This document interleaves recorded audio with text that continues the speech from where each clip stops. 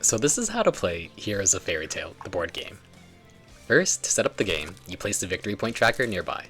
Next, you shuffle the small adversary deck and reveal 3 cards to start the game.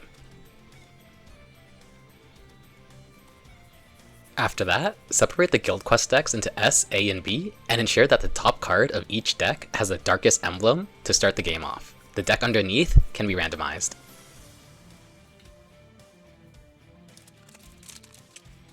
Give each player their colored emblem and point trackers.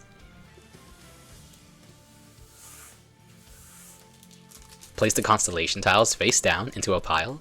And finally, place the gray damage tokens into a pile accessible for all players. So phase 1 is called recruiting. Give each player 5 cards from the hero deck. From your hand of 5 cards, choose one hero and place it face down in front of you. Then, simultaneously after everyone has decided, reveal.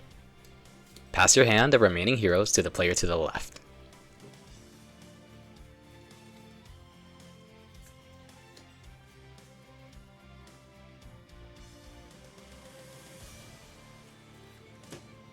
With this new hand of cards, draft another hero and put it face down in front of you. When you're placing new heroes down, they can only go adjacent to your current lineup of heroes, so to the left or the right. They cannot go in between your current lineup. After that, continue drafting until everyone has drafted 4 characters, ending with 4 heroes for the first round. Discard the last card from the game. Phase 2 is adventuring. So looking at everyone's lineup of current heroes, the first player is determined by who has the most amount of flag points, and then going clockwise from there.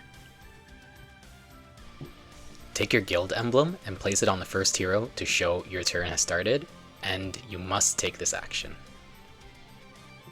After your action has resolved, the next player clockwise will activate their leftmost hero, and so on. Once it loops back to you, you move the guild emblem to your second hero, activate them, and pass the turn, so the next player can activate their second hero. Repeat this until everyone has activated all of their heroes. Then the round ends.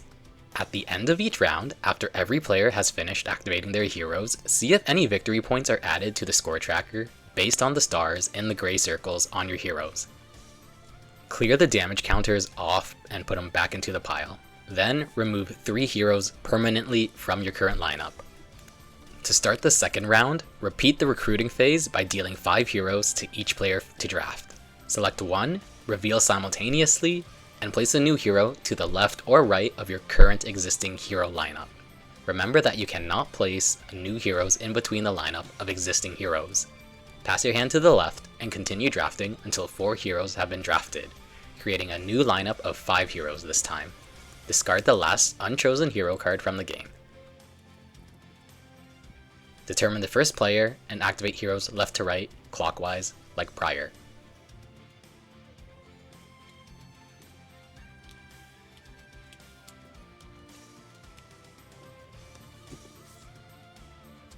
Then for the final third round, you will remove 3 heroes, leaving 2 remaining.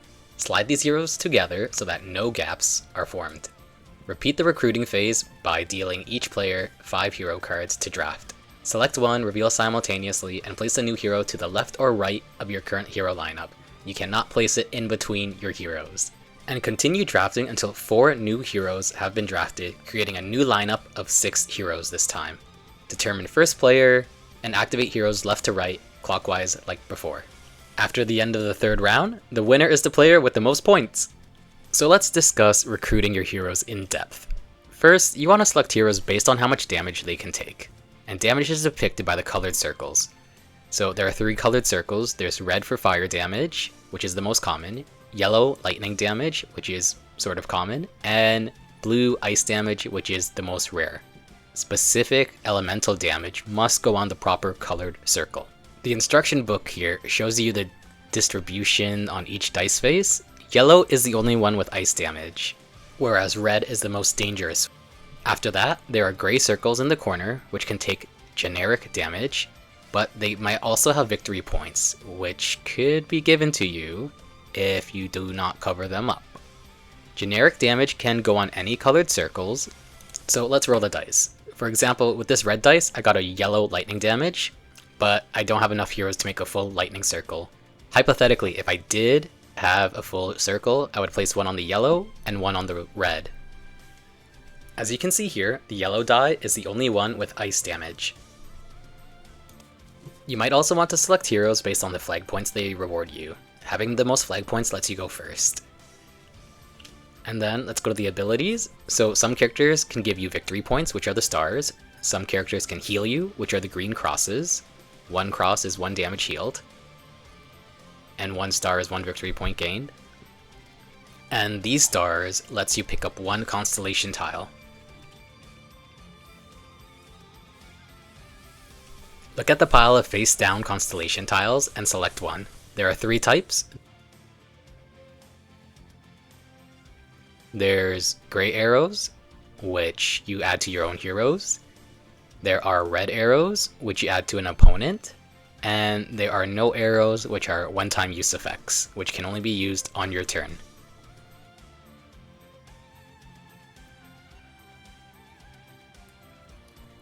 Tiles stay on your heroes from round to round, so they can be useful or detrimental. When you discard your heroes at the end of the round, the tiles go along with it.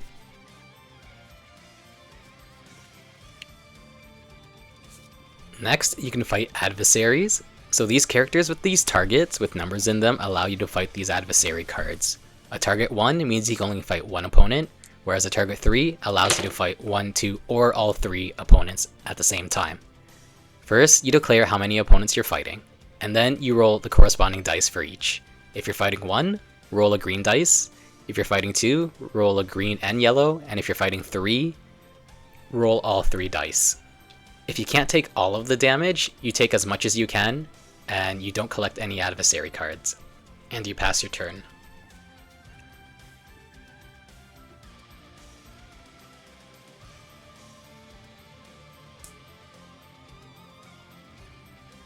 After that, you take the damage depicted, and if you're able to do so, you take the number of adversary cards you said you would.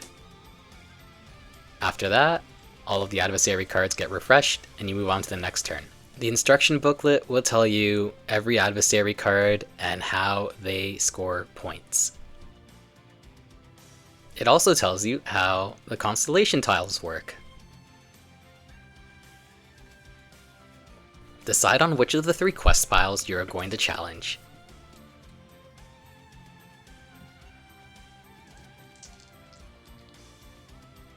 So let's do Quest S, for example. It says roll all 3 dice. You can see here how much points you'll gain for completing the quest.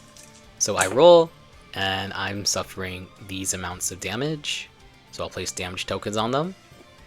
Hypothetically, let's say I completed the quest, I'll put my point tracker onto the quest card and gain the points immediately on the victory point tracker. So let's say another player completed the quest a second time. They get their victory points, and the quest is completed. We put the quest card underneath at the bottom of the deck and reveal a new one.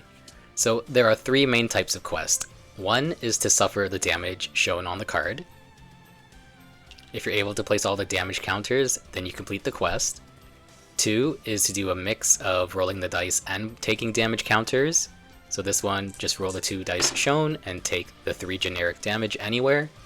And lastly, complete the quest by having that amount of adversary cards defeated. So this example says 4, so let's say I have 4 completed. That means the quest is done. If you need further clarifications, the instruction book says this in its paragraph.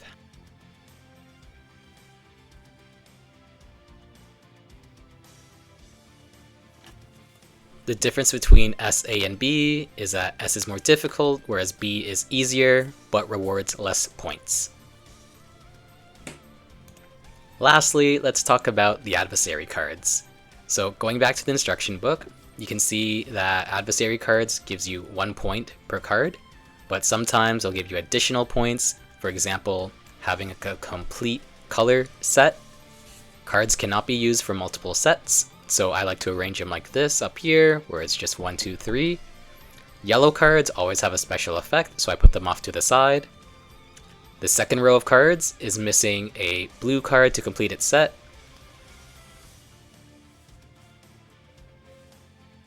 Down here, there's 2 blue cards, but they're missing red and green, and then they have 3 yellow adversaries defeated. This one needs a flag points at the end of your current lineup.